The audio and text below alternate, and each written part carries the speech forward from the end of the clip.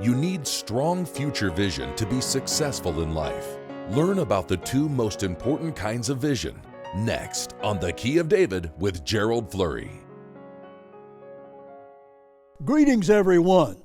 In early America, French historian Tocqueville wrote a book entitled Democracy in America, and he wrote about historians in the democratic age he believed would get preoccupied with, significant events and ideas, and because of that, they would overlook great leaders with vision, and they wouldn't see them or notice them, or they wouldn't accept them. And that almost happened in World War II. It almost happened at that time. Winston Churchill warned the Western world for a decade just about before World War II, and warned the people in the Western civilization about a German-led Holy Roman Empire. Finally, the British people did see that Churchill was right, and they elected him to become the Prime Minister, but it was almost too late. It was almost too late. And finally, Churchill did, many historians say, saved Western civilization. But Churchill said about that war, he said World War II was unnecessary. Hitler violated the Versailles Treaty and many other treaties, and the West did nothing and let him get away with it. And Churchill said if we'd have stopped him then, World War II would never have happened. If we had stopped him early on when he lacked all the power that he had a little later. This is a critical lesson that you and I need to learn. We need to learn this because it applies to us individually and collectively, and that's very important for all of us. Historian John Lukács called Churchill a visionary in a positive sense, and he said that because Churchill had foresight or vision like no other politician during and after World War II. There was just no people that were equal to Churchill, no people that were equal to him in the vision that he had. Now God says in Proverbs 29 and verse 18 that where there is no vision, the people perish. It's a very serious subject, and that applies to you, as I said, individually or collectively. And we need to learn a lesson in vision. And there are two kinds I want to talk about today. But Churchill gave us many examples about how we can build that vision. And really, we can show you how today, how you can have a vision that reaches far beyond what he had. Now that's a subject very important to God. Or he says we perish, and that applies in many ways. Many ways. So Winston Churchill warned about the sixth head of the Holy Roman Empire, and Herbert W. Armstrong came along in the early 30s with a message, and he warned about the seventh head of the Holy Roman Empire. And especially did that during World War II. And shortly after that. But I want to talk to you about two kinds of vision, a historical vision and a biblical vision. We need to understand both of them to really have the kind of leadership that God really wants all of us to have. Churchill was a rare politician. Here's what Lukács said about him. He said, foresight in politics is rare. Perhaps, but at any rate, Churchill's foresights were historical rather than political. That's what set him apart. Politicians were political in their vision or their foresights. Churchill was historical in his vision. He just drew from history all this vision that really did set him apart. Now, there was a critical time actually a day in one sense, or maybe 5 days, you could say, that the war cabinet of the British Empire really were considering about, well, maybe we could negotiate with Hitler and see what kind of a peace deal he'd give us. Now, Churchill was offended by that and said, look, anytime you start something like that, you're getting on a slippery slope, and you're not going to be able to retreat from it. And if you've ever been on a slippery slope, you can't climb back up. The Germans would insist on taking the military of the British people and controlling that. And then how do you stop and turn something like that around? Well, you can't do it. You can't do it. But a man who almost became prime minister instead of Churchill wanted to explore the potential, well, maybe we could negotiate a peace because he just didn't see any hope of victory. Now that's a frightening thing when you think, in this case, it could have been one of the most horrible events ever on this earth. Well, I'll tell you, people today, oftentimes, that more than anything else, they need to be reminded. They need to go back and remember what happened in World War II and how close we came to losing that war. If Britain had surrendered, nobody else was standing up to Hitler. Only Winston Churchill. And he persuaded the British people to follow him, and they did, to their credit. Let me read you a short quote here. It said, "But Churchill did not let go, and he had his way. That was the greatest turning point, a turning point more than a milestone in his career. It may have been the greatest turning point in the history of the Second World War. During the succeeding months, Churchill and Britain defied Hitler's Third Reich almost alone." Well, how about that? Almost alone. Nobody wanted to join with them. But one man did that. One man did that and turned all this around. And certainly, as Lukács said, he was one man who did not lose the war, because it could have been lost right there at that point, at the very beginning almost. And that was in May 1940. So it was a nightmarish time for the Western world, for sure. But what would we have done without that one man with vision? That's the reason Churchill wouldn't give in. He had a vision of what it would be like if they surrendered to Germany. Other nations certainly illustrated that if you look at the history and check that closely. Churchill said in his finest hour speech, if we give in to something like that, it's going to be, or even lose this war, it's going to be a new dark age. He just talked how it was going to be an abyss of a new dark age. And he also talked about the horror of the perverted science of the Nazis in World War II. And they would take living human beings and experiment with them by surgery to the person, or cutting them in certain ways to try to learn something from their sick, perverted science. That's what they would have surrendered to. And Churchill said he'd rather be found dead choking on his blood than surrender to that. He saw that, though, in vision, the way nobody else did. Nobody else saw what would really happen to them. And there are other prophecies in the Bible that tell us even worse things are coming in the end time if we don't listen to God. Worse things are going to come.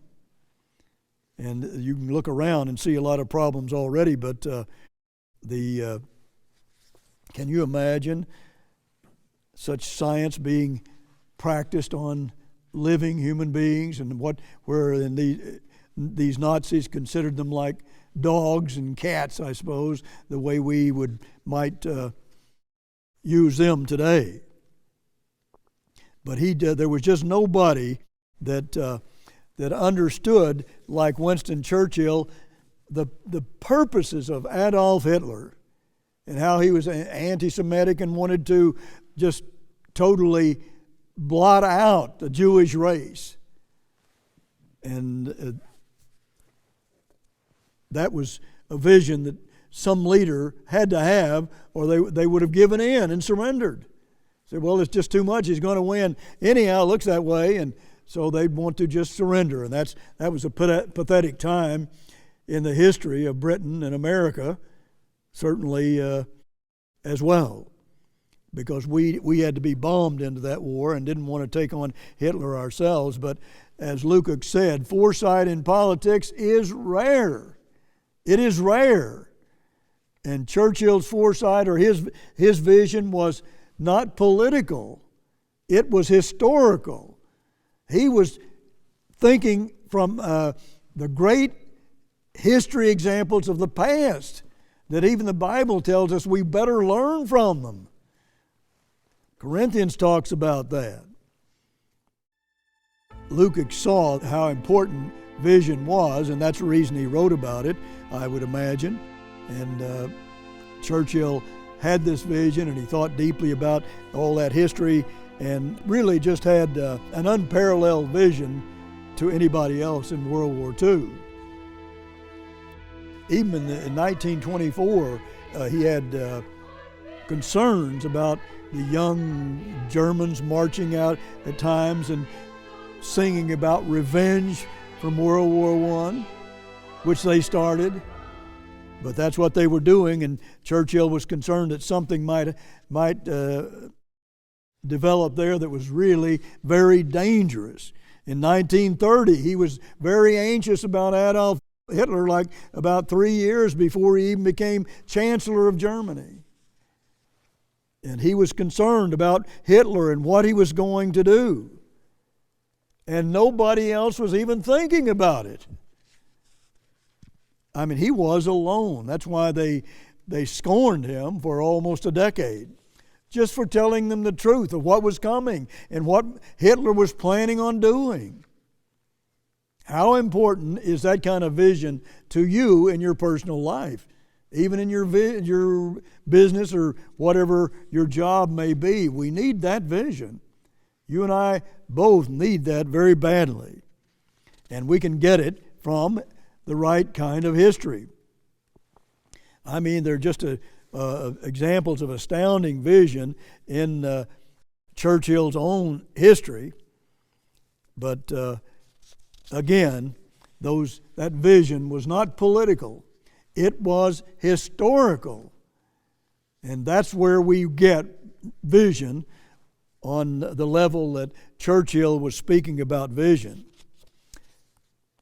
A critical understanding that we need to have. Now, Churchill had historical insight, but I'll tell you, he had almost no biblical vision or foresight. He didn't have a biblical foresight. And I want to show you that we really need this one most of all, the biblical vision. The second kind of vision that we need.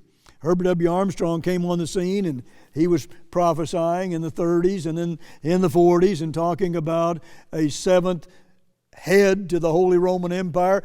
Adolf Hitler led the sixth head of the Holy Roman Empire, and now he said there's going to be a seventh head, and it's going to be far more dangerous if we don't wake up and go to God for help in this situation. God said He was going to pass by us one last time, to give us a chance to repent again. And Herbert W. Armstrong prophesied this, and still people didn't listen. And all of those prophecies that he talked about have come to pass. And we're now facing the seventh head, and it could even rise on the scene this year with that 10 kings talked about in Revelation 17. And we see a coronavirus plaguing the whole world, and it really has shaken Europe very badly as well. And this could actually cause those 10 kings to come out of those 27 presidents of the European Union. That's what your Bible says is going to happen. And you can just watch it, and you can count, and you'll see it happen.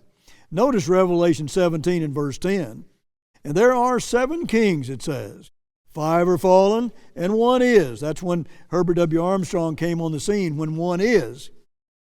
And the other, you see, that was the 6th head, and the other is not yet come. That's the 7th head. But now it has come. It's just not fully formed, but the power is there, and the only thing they really lack is the strong man talked about in Daniel 8 and verse 23. But Mr. Armstrong came on the scene when 1 is, and he was telling the people that there is another one coming, a 7th head that is coming if we don't look to God. He had friends in the royal family, and that's where David's throne was at that time. He knew a lot of them and was close to them.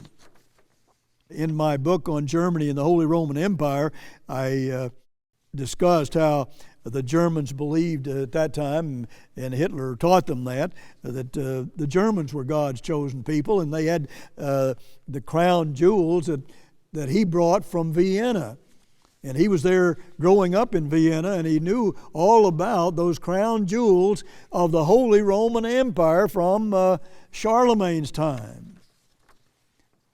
And he brought those crown jewels. He annexed Austria and brought those crown jewels to Germany.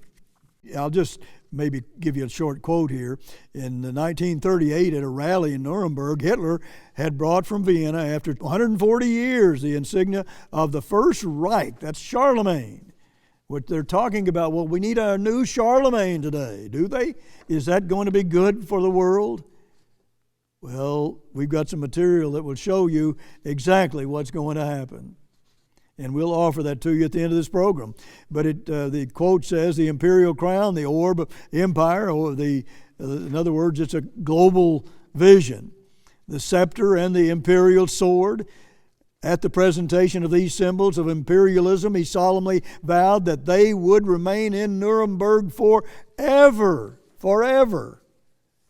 Those were the crown jewels of the Holy Roman Empire. And let me just tell you what I wrote about in the Philadelphia Trumpet, October 2018. I said there that this was the Holy Roman Empire goes public, big time. And I said that every news media on this planet ought to be making this their main headline. Here is what I was talking about. Chancellor Sebastian Kurz said that his religion guides his politics. Now that is the Holy Roman Empire. And Austria is a powerful nation already, and certainly very much allied to Germany. Now, something that you need to ask yourself about, in Revelation 17 and verse 17, it says that God has put it in their minds to do what they're going to do. That is the Holy Roman Empire. And here you have the leader of a country that was very much a part of the 5th head, or the Habsburg dynasty,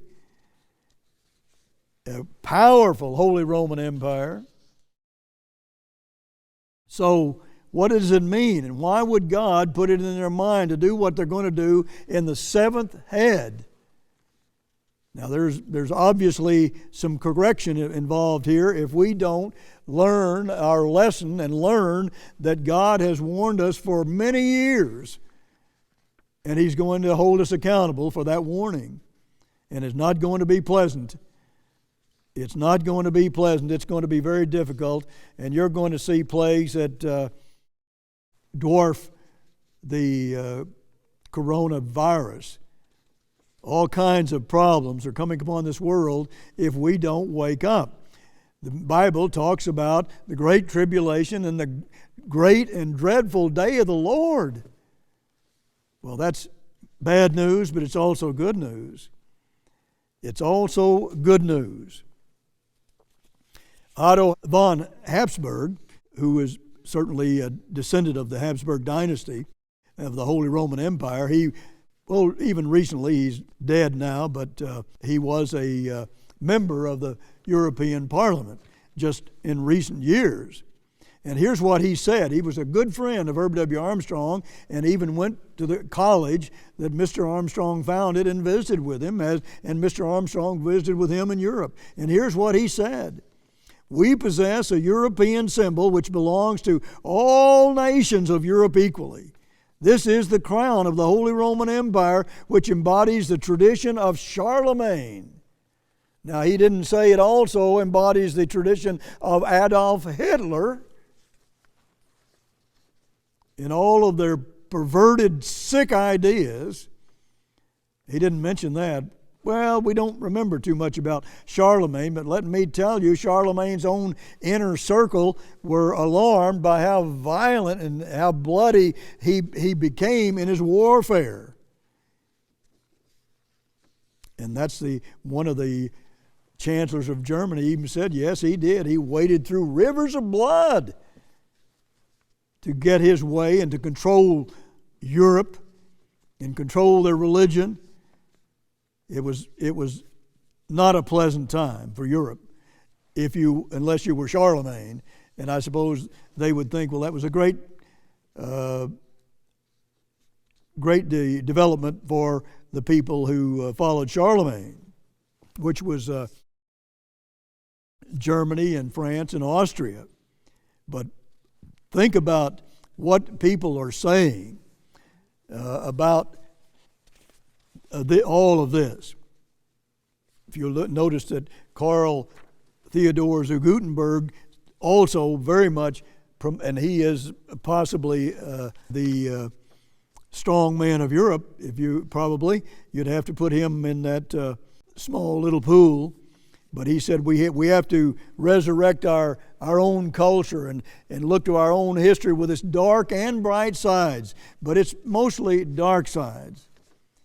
If you look at it from outside that Holy Roman Empire, this is something that God says would come to pass in this end time. And you can see it says in Daniel 8 and verse 23, I'll read this to you. And in the latter time of their kingdom, when the transgressors are come to the full, a king of fierce countenance and understanding dark sentences shall stand up. Yes, that's right. And it goes on in verse 24, says that he's going to have power, not by his own power. Well, where's he going to get his power? You need to know that and know what is happening. And you know that God is very upset by a lot of nations that are labeled Israel in the Bible. But notice the good news that's coming. This is the great and dreadful day of the Lord, but it's going to be concluded by the second coming of Jesus Christ to this earth to bring us the peace and joy and happiness that we should have. Verse 25, and through his policy he shall cause craft to prosper in his hand, and he shall magnify himself in his heart, and by peace shall destroy many. In other words, he looks like he wants peace, but he comes as an angel of light. He doesn't want peace. He wants to destroy nations and implement his perverted ideas. He shall also stand up against the Prince of Princes, that's Christ, but he shall be broken without hand.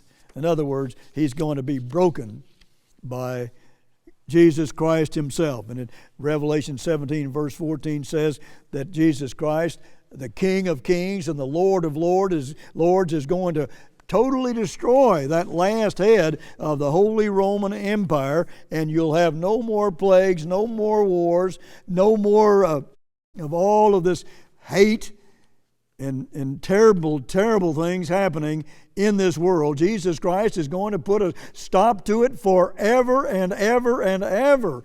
What good news that is for all of us. Until next week, this is Gerald Flurry. Goodbye, friends. Request The God Family Vision to discover the glorious riches and wonder of an eternal future alongside God. Also request our booklet on Winston Churchill and our pamphlet on the Holy Roman Empire. All our literature is available free of charge at no cost or obligation to you. Order now.